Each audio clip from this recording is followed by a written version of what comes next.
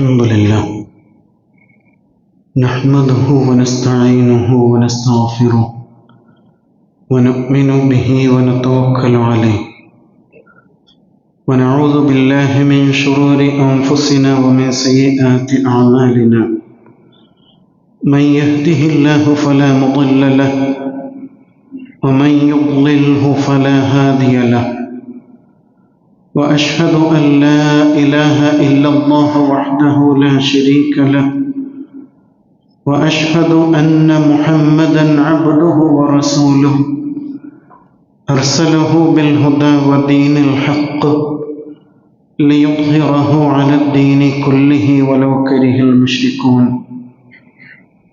اللهم صل على محمد وعلى آل محمد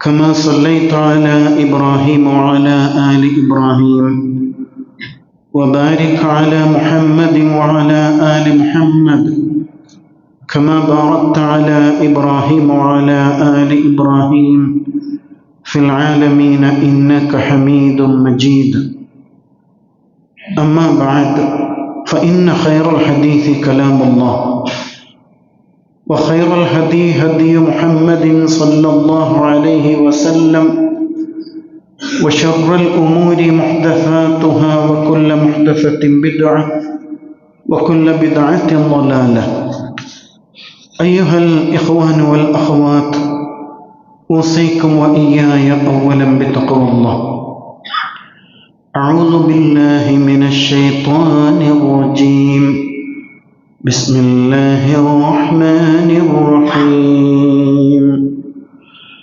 ومن كان مريضا أو على سفر فعدة من أيام أخر يريد الله بكم اليسر ولا يريد بكم العسر ولتكملوا العدة ولتكبروا الله على ما هداكم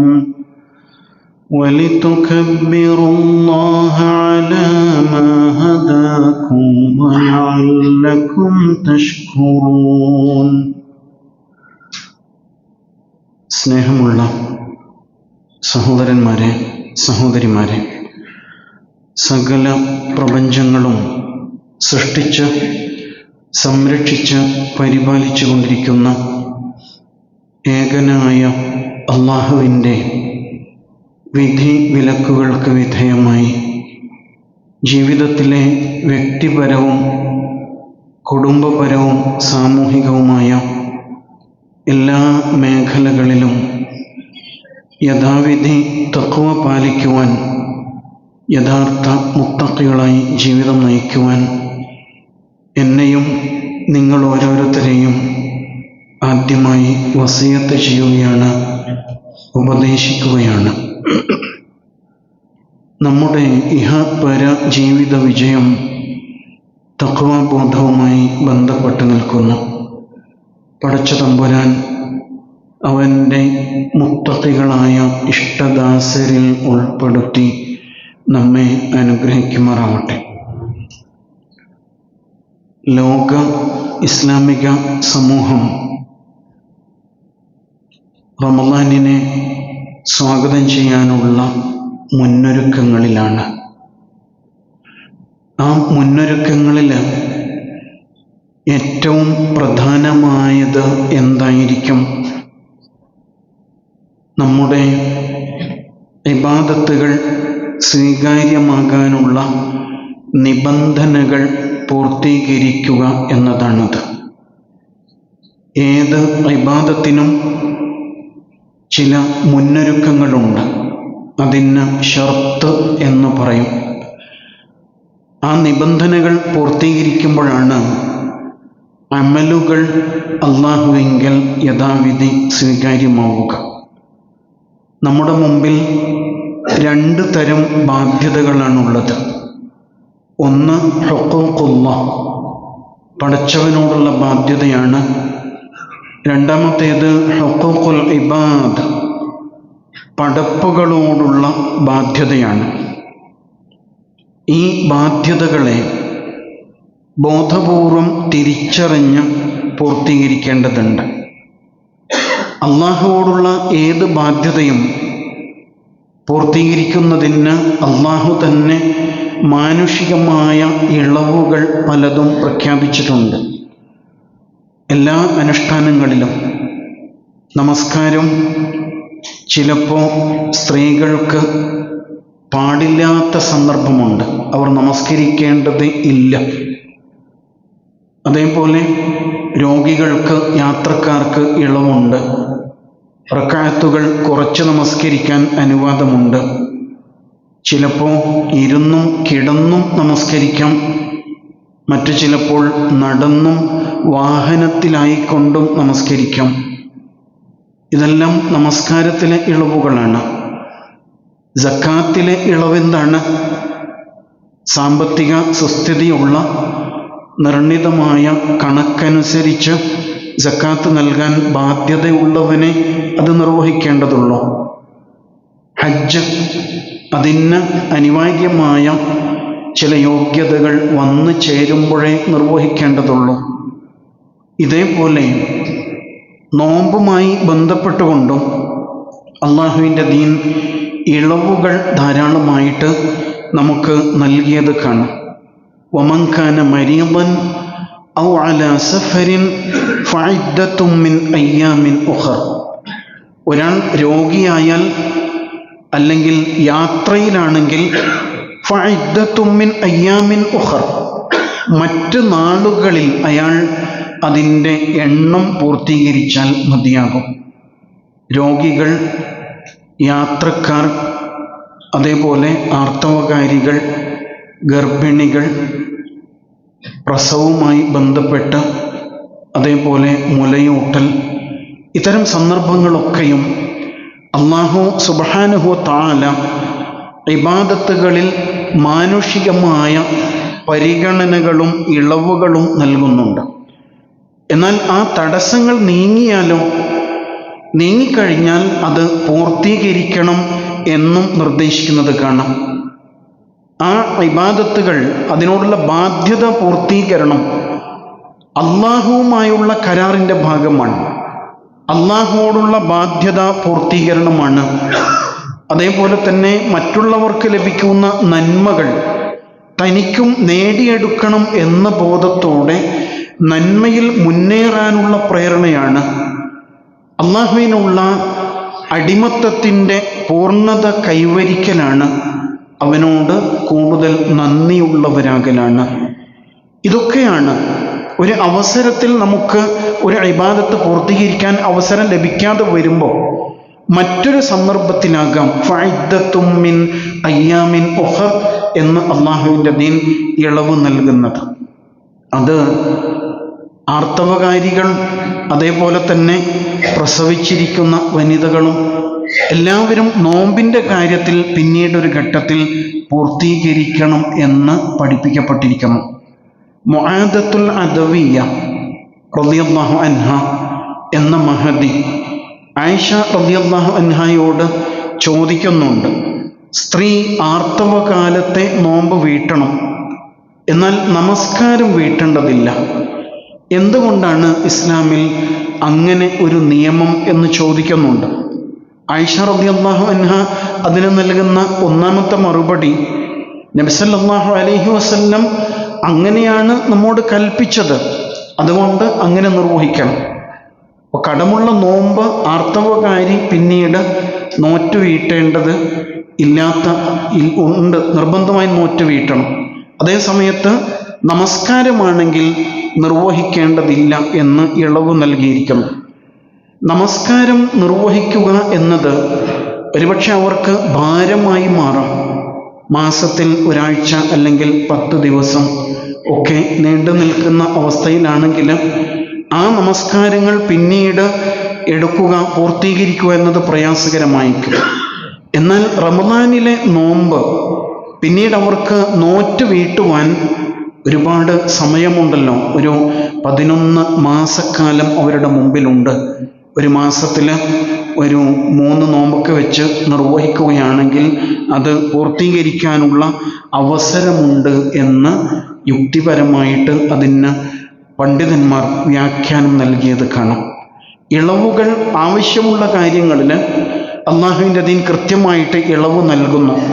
എന്നാൽ പിന്നീട് നിർവഹിക്കുവാൻ നിർദ്ദേശിക്കപ്പെട്ട കാര്യങ്ങൾ പൂർത്തീകരിക്കണം എന്നും നിർദ്ദേശിച്ചിരിക്കുന്നു എന്ന് കാണാം. റമദാനിൽ ഖളാ ആയ നോമ്പ്, ഒരാൾക്ക് കടമുള്ള നോമ്പ് എപ്പോഴാണ് അയാൾ നോറ്റ് വീട്ടേണ്ടത് എന്ന് ചോദിച്ചാൽ എത്രയും വേഗം പൂർത്തീകരിക്കലാണ് അതിനോടുള്ള ബാധ്യത നിർവഹിക്കുന്നതിൽ ഉത്തമമായിട്ടുള്ളത്. കാരണം നമ്മുടെ ആയുസ് എപ്പോഴാണ് അവസാനിക്കുക എന്നറിയില്ലല്ലോ. അതിനാൽ ബാധ്യതകളുമായിട്ട് അള്ളാഹുവെ കണ്ടുമുട്ടേണ്ടി വരിക എന്ന അവസ്ഥ ഒഴിവാക്കപ്പെടണം. അതുകൊണ്ട് തന്നെ കടമുള്ള നോമ്പ് എത്രയും പെട്ടെന്ന് പൂർത്തീകരിക്കലാണ് ഉത്തമം. എന്നാൽ അത് കുറച്ചുകൂടി നീണ്ടുപോയാൽ കാരണമുണ്ടെങ്കിൽ തെറ്റില്ല. അതേ സമയത്ത് എനിക്കിങ്ങനെ ചില നോമ്പ് കടമുണ്ട്, അത് നിർവഹിക്കണം എന്നുള്ള നിയ്യത്ത്, ആ ഒരു ബോധം മനസ്സിൽ എപ്പോഴും ഉണ്ടായിരിക്കണം എന്നതാണ് അതിലേറ്റവും പ്രധാനമായ സംഗതി. ആയിഷ റളിയല്ലാഹു അൻഹ തൻ്റെ അനുഭവം പറയുന്നുണ്ട്.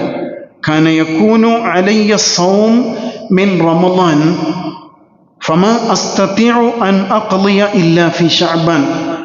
റമളാനിലെ നോമ്പ്, ഒരു റമളാനിലെ നോമ്പ് പലപ്പോഴും പൂർത്തീകരിക്കാൻ കഴിയാതെ വിട്ടുപോകുന്ന നോമ്പുണ്ടല്ലോ, ആ നോമ്പ് അടുത്ത ശഅബാനോടുകൂടിയാണ് പലപ്പോഴും എനിക്ക് പൂർത്തീകരിക്കാൻ സാധിച്ചിരുന്നത് എന്ന് ആയിഷ റളിയല്ലാഹു അൻഹ അനുഭവം പറയുന്നുണ്ട്. പല തിരക്കുകൾ കാരണമായിരിക്കാം എന്നാണ് അതിനെക്കുറിച്ച് പറയുന്നത്. റസൂൽ സല്ലല്ലാഹു അലൈഹി വസല്ലമയ്ക്ക് ഖിദ്മത്ത് ചെയ്യുന്നതുമായി ബന്ധപ്പെട്ടുള്ള തിരക്കുകൾ കാരണം എന്ന് അതിന് കാരണം പറയുന്നത് കാണാം. അതേ സമയത്ത് മറ്റൊരു സംശയം നമ്മുടെ മനസ്സിലുണ്ടാവും. ഒരാൾക്ക് ഫർള് നോമ്പ് ഖളാ ഉണ്ടെങ്കിൽ അയാളുടെ സുന്നത്ത് നോമ്പുകൾ സ്വീകാര്യമാകുമോ? പലപ്പോഴും നമ്മുടെ മനസ്സിലുണ്ടാകുന്ന സംശയമാണ്. അങ്ങനെ വരുമ്പോൾ അറഫ നോമ്പ് അല്ലെങ്കിൽ മുഹറം 9, 10 നോമ്പുകൾ ഇതൊക്കെ അള്ളാഹു സ്വീകരിക്കുമോ എന്നുള്ള സംശയം. ഫർള് കടമുണ്ടായിരിക്കെ സുന്നത്ത് സ്വീകരിക്കപ്പെടുമോ എന്നതാണ് സംശയം. അതിന് പണ്ഡിതന്മാർ നൽകുന്ന വിശദീകരണം, ഒരാൾക്ക് ഫർള് നോമ്പ് നഷ്ടപ്പെടുന്നത് ധിക്കാരപൂർവമാണെങ്കിൽ, ഞാൻ നോമ്പ് എടുക്കുന്നില്ല എന്ന് ബോധപൂർവം ധിക്കാരപൂർവം തീരുമാനിച്ച ഒരാളാണെങ്കിൽ അല്ലാഹു തആല സ്വാഭാവികമായും അയാളുടെ സുന്നത്തായ അനുഷ്ഠാനങ്ങൾ സ്വീകരിക്കുകയില്ല. സ്വാഭാവികമാണല്ലോ. ഒരാളിൽ നിന്ന് നമ്മൾ കടം വാങ്ങിച്ചു, അയാൾക്ക് കാശ് തിരിച്ചു കൊടുക്കാതെ അയാൾക്ക് ഗിഫ്റ്റ് കൊടുക്കുന്നതിൽ എന്തർത്ഥമാണ് എന്നതുപോലെ കടം ധിക്കാരപൂർവം ഒരാൾ പൂർത്തീകരിക്കാതിരിക്കുന്നു. അതേസമയത്ത് സുന്നത്ത് നിർവഹിക്കുമ്പോൾ അത് സ്വീകാര്യമാകുന്നില്ല. അതേസമയം ന്യായമായ കാരണമുള്ള അവസ്ഥയിൽ ഒരാൾക്ക് ഫർള് നോമ്പ് നഷ്ടപ്പെട്ടാൽ അയാളുടെ സുന്നത്തായ അനുഷ്ഠാനങ്ങൾ അള്ളാഹു സ്വീകരിക്കാതിരിക്കുമോ? ഒരിക്കലും അങ്ങനെയില്ല. ഉദാഹരണത്തിന് ശവ്വാലിലെ 6 നോമ്പ് റമദാൻ കഴിഞ്ഞ് ശവ്വാലിൽ ആദ്യ നാളുകളിൽ തന്നെ പൂർത്തീകരിക്കലാണ് ഉത്തമം. അതല്ലെങ്കിൽ ശവ്വാൽ മാസം കഴിയുന്നതിന് മുമ്പായിട്ട് അത് പൂർത്തീകരിക്കണം. അപ്പോൾ ഒരാൾക്ക്, ഒരു സ്ത്രീക്കാണ് നോമ്പ് ഖളാ ഉണ്ടെങ്കിൽ, ഫർള് നോമ്പ് ഖളാ ഉണ്ടെങ്കിൽ അവരുടെ ശവ്വാലിലെ നോമ്പുകൾ സ്വീകരിക്കപ്പെടാതിരിക്കുമോ? അങ്ങനെ ഒരിക്കലും സംഭവിക്കില്ല. അതിനാൽ ന്യായമായ കാരണമുണ്ടെങ്കിൽ ഫർള് നോമ്പ് കടമുള്ള അവസ്ഥയിൽ തന്നെ സുന്നത്തായ നോമ്പ് നിർവഹിക്കാവുന്നതാണ് എന്നാണ് അതിന് നൽകുന്ന വിശദീകരണങ്ങൾ. അതേസമയത്ത് അകാരണമായിട്ട് ഒരാൾ നോമ്പ് ഉപേക്ഷിച്ചാൽ അയാൾ എത്രയും പെട്ടെന്ന് നോറ്റ് വീട്ടേണ്ടതുണ്ട്. നോറ്റ് വീട്ടാതിരുന്നാൽ, അതിൽ അശ്രദ്ധ കാണിച്ചാൽ വർഷം മുഴുവനും നോമ്പെടുത്താലും അള്ളാഹുവെങ്കിൽ അത് സ്വീകാര്യമാകില്ല എന്നാണ്. കാരണം അള്ളാഹുവും അയാളും തമ്മിലുള്ള ബന്ധത്തിൻ്റെ അടിസ്ഥാനത്തിലാണ് അത് സ്വീകാര്യമാകുന്നതും സ്വീകാര്യമാകാതിരിക്കുന്നതും. മനുഷ്യൻ്റെ ജീവിത സാഹചര്യങ്ങളെ അള്ളാഹു സുബ്ഹാനഹു തആല നന്നായി അറിയുന്നുണ്ട്. ഒരാൾ ഫർളായ ഒരു അനുഷ്ഠാനം ഉപേക്ഷിക്കുമ്പോൾ അയാളുടെ മനസ്സിൽ എന്തായിരുന്നു? ഒരു ചാൻസ് ഉപയോഗപ്പെടുത്തുക എന്നതാണോ, അതല്ലെങ്കിൽ അലസത കൊണ്ടാണോ, ന്യായമായ കാരണമുണ്ടായിട്ടാണോ? എല്ലാം അള്ളാഹു അറിയുന്നവനാണ്. അതുകൊണ്ട് തന്നെ ഫർള് നഷ്ടപ്പെടുന്ന അവസ്ഥയിൽ വേഗത്തിൽ പൂർത്തീകരിക്കലാണ് ഉത്തമം. അതല്ലെങ്കിൽ ഒരാളുടെ കഴിവനുസരിച്ച് പൂർത്തീകരിക്കുക. ആ വിഷയത്തിൽ ഖുർആൻ തന്നെ ഉണർത്തുന്നുണ്ട്, വലിതുക്മിലുൽ ഇദ്ദ, നിങ്ങൾ എണ്ണം പൂർത്തീകരിക്കുക. അതൊരു നിബന്ധനയാണ്. നമസ്കാരത്തിന് റക്അത്തുകൾക്ക് എണ്ണമുണ്ട്. അതുപോലെ ഓരോന്നിന് കൃത്യമായി എണ്ണം നിർണയിക്കപ്പെട്ടിട്ടുണ്ട്. സക്കാത്തിന്റെ വിഹിതത്തിന് എണ്ണമുണ്ട്. അതുപോലെ തവാഫിനും സഅയിനും ഒക്കെ എണ്ണമുണ്ട്. അല്ലാഹു സുബ്ഹാനഹു വ തആല എണ്ണം നിശ്ചയിച്ചിട്ടുള്ള അമലുകൾ അതേ രൂപത്തിൽ തന്നെ പൂർത്തീകരിക്കപ്പെടുക എന്നത് വളരെ പ്രധാനമാണ്. വലിതുക്മിലുൽ ഇദ്ദ വലിതുകബ്ബിറുല്ലാഹ അലാ മാ ഹദാകും വലഅല്ലകും തഷ്കുറൂൻ. അങ്ങനെ അല്ലാഹു നമുക്ക് ഹിദായത്ത് നൽകിയതിന് അവനെ തക്ബീർ ചെയ്യുക, അവനെ മഹത്വപ്പെടുത്തുക, അവനോട് നന്ദി പ്രകടിപ്പിക്കുക എന്നതാണ് അതിൻ്റെ ഉദ്ദേശം എന്ന് മനസ്സിലാക്കണം. ഒരു നോമ്പ് കടമുള്ള അവസ്ഥയിൽ അടുത്ത റമളാൻ സമാഗതമായാൽ എന്ത് ചെയ്യും എന്നുള്ളതാണ്. ഒരാൾക്ക് കഴിഞ്ഞ വർഷത്തെ റമളാനിൽ നോമ്പ് കടമുണ്ട്, അതേസമയം ഇപ്പോൾ വീണ്ടും റമളാനിലേക്ക് നമ്മൾ എത്താണ്.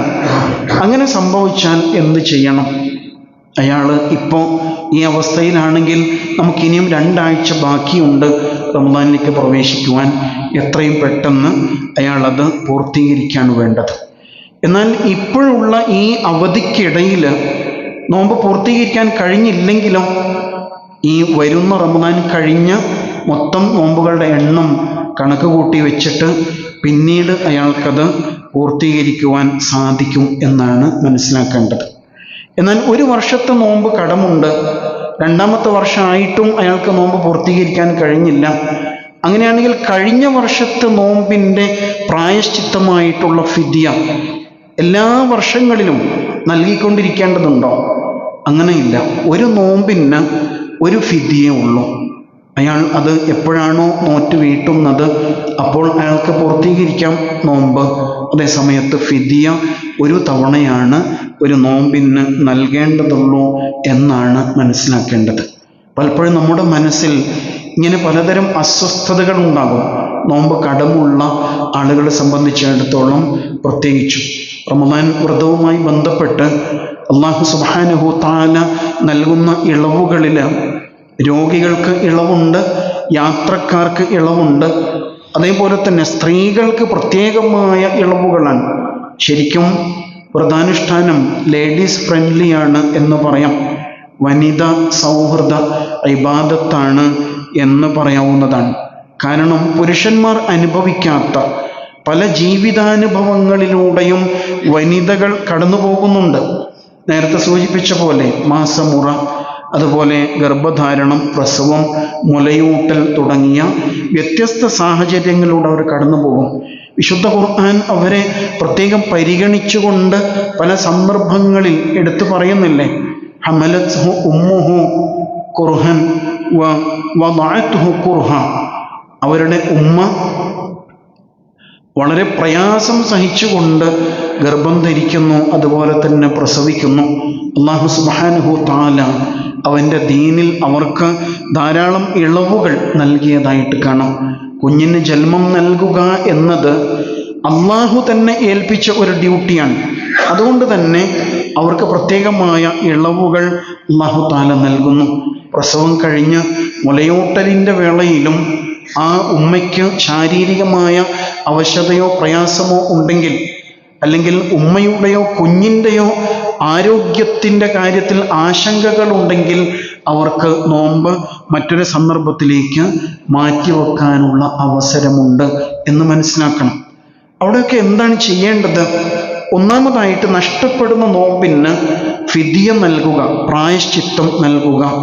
തഅമു മിസ്കീൻ, ഒരു അഗതിക്കുള്ള ഒരു ദിവസത്തേക്കുള്ള ഭക്ഷണം നൽകുക എന്നാണ് ഇസ്ലാം അതിന് പരിഹാരമായിട്ട് നിർദ്ദേശിക്കുന്നത്. ഒരു ദിവസത്തേക്ക് ഒരാൾക്ക് ആവശ്യമായ ഭക്ഷണം നൽകുക. സാധാരണഗതിയിൽ അങ്ങനെ ഫിദ്യ നൽകുമ്പോൾ ഏറ്റവും മിനിമം ഓരോ നാട്ടിലെയും അടിസ്ഥാന ധാന്യമാണ് ഫിദ്യയായിട്ട് പ്രായശ്ചിത്തമായിട്ട് നൽകാൻ നിർദ്ദേശിച്ചിരിക്കുന്നത്. എല്ലാവർക്കും ഈ നിയമം ബാധകമാണല്ലോ, എല്ലാവരാലും നടപ്പിലാക്കപ്പെടേണ്ടതുണ്ട് എന്നതുകൊണ്ട് ഏറ്റവും മിനിമം പറയുന്നത് അതാത് നാടുകളിലെ ധാന്യം നൽകിയാൽ മതിയാകും എന്നാണ്. അപ്പം അങ്ങനെ മുദ്ദ് നൽകുക എന്ന് പൊതുവെ നമ്മൾ അതിനെക്കുറിച്ച് പറയാറുണ്ട്. ഒരു 600 ഗ്രാം മുതൽ 1 കിലോ വരെ അളവ് ധാന്യമാണ് ആ നിലയ്ക്ക് ഏറ്റവും പ്രാഥമികമായിട്ട് നൽകേണ്ടത് എന്ന് മനസ്സിലാക്കണം.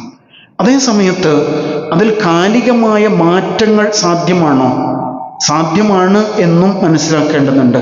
ഇന്ന് BPL റേഷൻ കാർഡുള്ള ആൾക്ക് 1 രൂപക്കും അല്ലെങ്കിൽ വളരെ കുറഞ്ഞ വിലയ്ക്കും അരി കിട്ടുന്ന കാലമാണ്. ഒരുപക്ഷെ അങ്ങനെയുള്ളവർ അരി വീട്ടിൽ കൊണ്ടുവന്ന് പിന്നെ മറ്റുള്ളവർക്ക് മറിച്ചു വിൽക്കുന്ന സാഹചര്യം പോലും ഉണ്ട്. അതേ ആൾക്ക് വീണ്ടും നമ്മൾ അരി കൊണ്ടുവന്ന് കൊടുക്കുമ്പോൾ 30 ദിവസത്തേക്ക് 30 കിലോ അരി പിന്നെയും അയാളുടെ വീട്ടിലെത്താൻ ആ അരിയുമായിട്ട് അയാൾ പ്രയാസപ്പെടും. അതേ സമയത്ത് അത് ഭക്ഷണമാകണമെങ്കിൽ വീണ്ടും കാശ് വേണ്ടി വരും. അരിയേക്കാൾ ചോറിനേക്കാൾ ഇന്ന് കറിക്കാണ് വില കൂടുതൽ.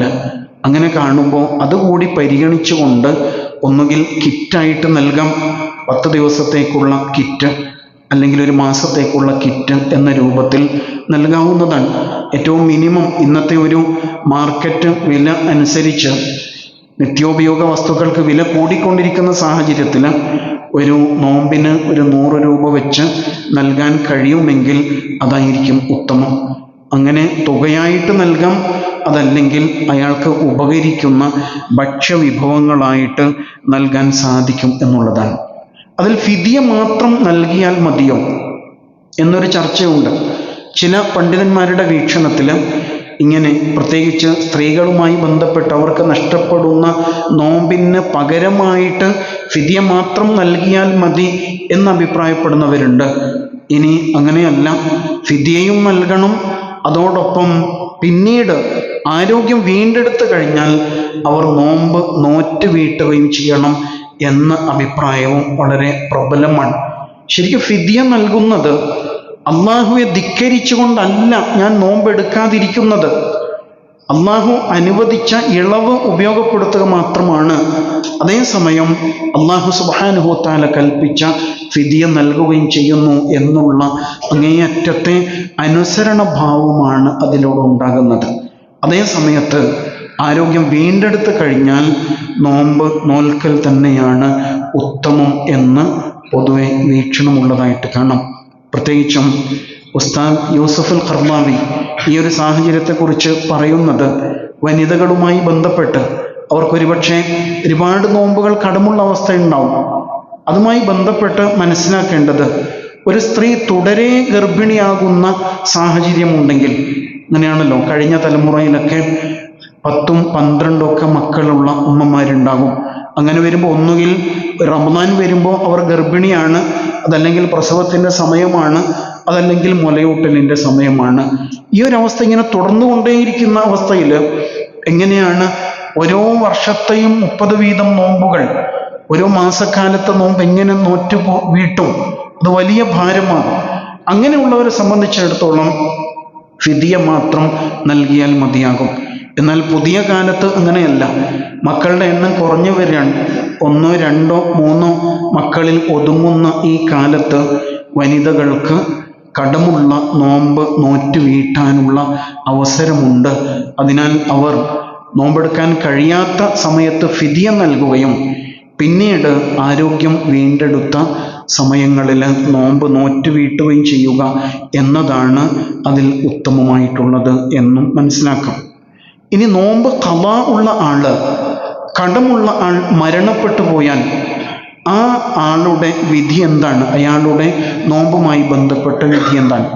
ഉദാഹരണത്തിന്, ഒരാൾ രോഗാവസ്ഥയിലാണ്, രോഗിയായിരിക്കെ തന്നെ അയാൾ മരണപ്പെട്ടു പോയി. അല്ലെങ്കിൽ ഒരാൾ യാത്രയിലാണ്, യാത്രയിലായിരിക്കെ തന്നെ നോമ്പെടുക്കാൻ കഴിയാത്ത അവസ്ഥയിൽ മരണപ്പെട്ടു പോയാൽ എന്ത് ചെയ്യും? അയാൾക്ക് പ്രായശ്ചിത്തം ചെയ്യേണ്ടതില്ല എന്ന വീക്ഷണമാണ് അതിൽ പ്രബലം.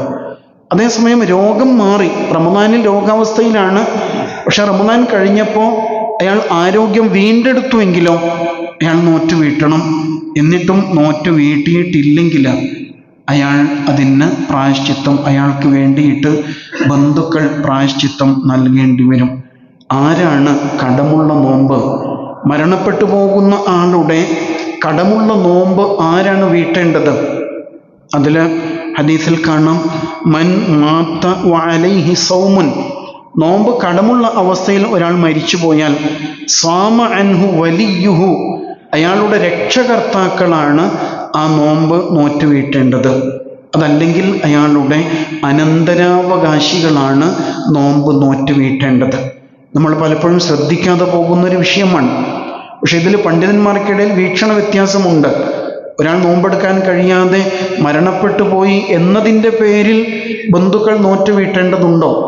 ചില പണ്ഡിതന്മാരുടെ അഭിപ്രായത്തിൽ അദ്ദേഹം വസിയത്ത് ചെയ്തിട്ടുണ്ടെങ്കിലേ വീട്ടേണ്ടതുള്ളൂ. എൻ്റെ കടമുള്ള ഇത്ര നോമ്പ്, മക്കളെ വിളിച്ചിട്ട് അയാൾ പറയാണ് നിങ്ങൾ നോറ്റ് വീട്ടണം എന്ന് വസിയത്ത് ചെയ്തിട്ടുണ്ടെങ്കിലേ നോറ്റ് വീട്ടേണ്ടതുള്ളൂ. അതേ സമയത്ത് അതിനപ്പുറത്ത് മാതാപിതാക്കൾ മരണപ്പെടുമ്പോൾ മക്കൾ സ്വാഭാവികമായിട്ടും അവർക്ക് എന്തൊക്കെ ബാധ്യതകളാണ് ഉണ്ടായിരുന്നത് എന്ന് അന്വേഷിക്കേണ്ടതുണ്ടല്ലോ. അനന്തര സ്വത്തിൻ്റെ കാര്യം മാത്രം ആലോചിച്ചാൽ പോരല്ലോ.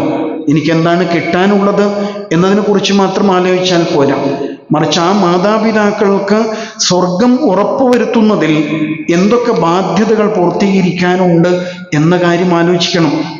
വാപ്പ കഴിഞ്ഞ വർഷത്തെ സക്കാത്ത് കൊടുക്കാനുണ്ടെങ്കിൽ അദ്ദേഹത്തിൻ്റെ അനന്തര സ്വത്തിൽ നിന്നാണ് ആ സക്കാത്ത് വീട്ടേണ്ടത്. വാപ്പ ഹജ്ജ് ഫർദായ അവസ്ഥയിലാണ് മരണപ്പെട്ടു പോകുന്നതെങ്കിൽ അനന്തര സ്വത്ത് ഓഹരി വെക്കുന്നതിൻ്റെ മുമ്പ് വാപ്പയുടെ ഫർദായ ഹജ്ജ്, ആ ബാധ്യത പൂർത്തീകരിക്കാൻ വേണ്ടിയുള്ള സ്വത്ത് മാറ്റിവെച്ചതിന് ശേഷം മാത്രമായിരിക്കണം അയാളുടെ സ്വത്ത് അനന്തരാവകാശികൾക്കിടയിൽ വീതം വെക്കേണ്ടത്. അതേപോലെ തന്നെയാണ് നോമ്പിൻ്റെ വിഷയവും. ഒന്നുകിൽ നോമ്പ് നോറ്റ് വീട്ടാൻ വേണ്ടി മക്കൾ ഓഹരി വെച്ചെടുക്കണം, അതല്ലെങ്കിൽ ഫിദ്യ നൽകുകയാണെങ്കിൽ അദ്ദേഹത്തിൻ്റെ സ്വത്തിൽ നിന്ന് അനന്തരാവകാശം വീതിക്കുന്നതിന് മുമ്പായിട്ട് ഫിദ്യ നൽകാനുള്ള സമ്പത്ത് മാറ്റിവെക്കേണ്ടതുണ്ട് എന്നുള്ളതാണ്.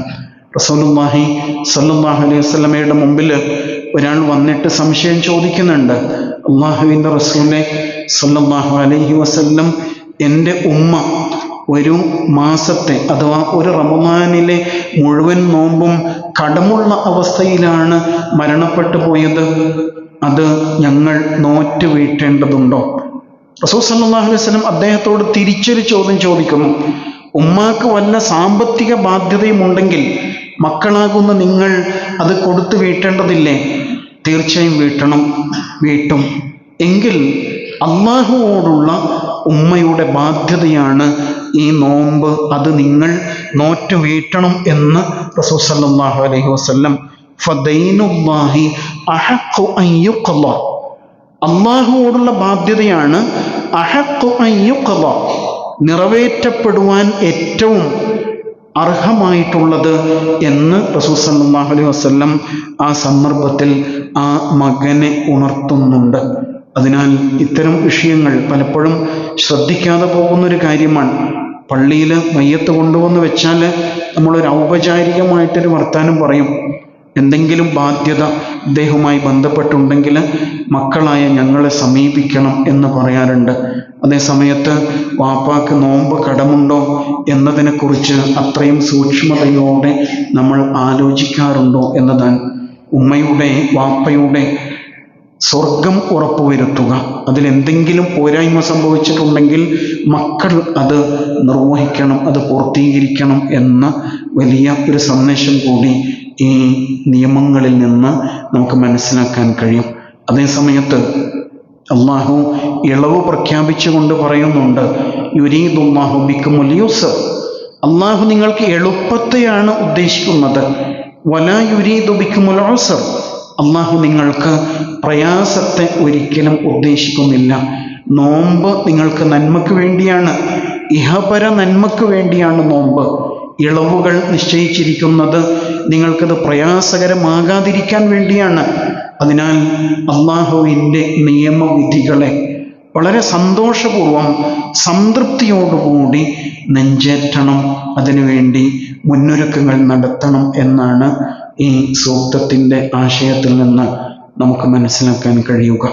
അല്ലാഹു സുബ്ഹാനഹു വ തആല അവനോടുള്ള ബാധ്യതകൾ പൂർത്തീകരിക്കുന്ന, അവൻ്റെ പടപ്പുകളോടുള്ള ബാധ്യതകൾ പൂർത്തീകരിക്കുന്ന, അങ്ങനെ ശുദ്ധ മനസ്സോടുകൂടി റമദാനിൽ പ്രവേശിക്കാൻ കഴിയുന്ന സൗഭാഗ്യവാന്മാരിൽ ഉൾപ്പെടുത്തി നമ്മെല്ലാം അനുഗ്രഹിക്കുമാറാവട്ടെ.